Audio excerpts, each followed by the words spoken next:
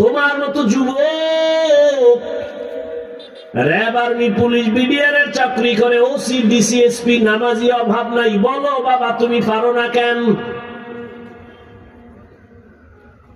তোমার মতো যুবক জমিনে কৃষি কাজ করে, নদীর মধ্যে মাছ ধরে, নামাজ ছাড়ে না। বলো তুমি কেন পারো না? আমার মাওলার কোরআনটা কি মিথ্যা মনে করেছো?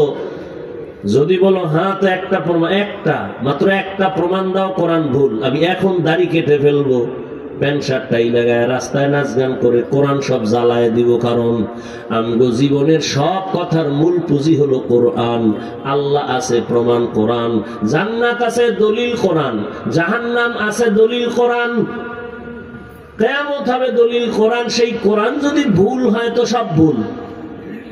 কিন্তু তুমি কেন, তোমার দাদা 14 গোষ্ঠী কেন, দুনিয়ার কোন 1500 বছর পর্যন্ত পৃথিবীর শ্রেষ্ঠ বড় বড় পণ্ডিতেরা, মনীষীরাও কোরআনের ভুল বের করতে পারে নাই।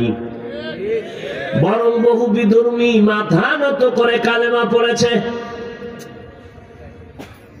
তাহলে এটাই ফাইনাল, কোরআন সত্য। কি যুবকেরা, কত পার্সেন্ট সত্য?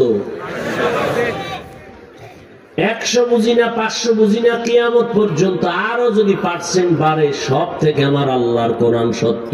তুমি মানলেও সত্য, না মানলেও সত্য।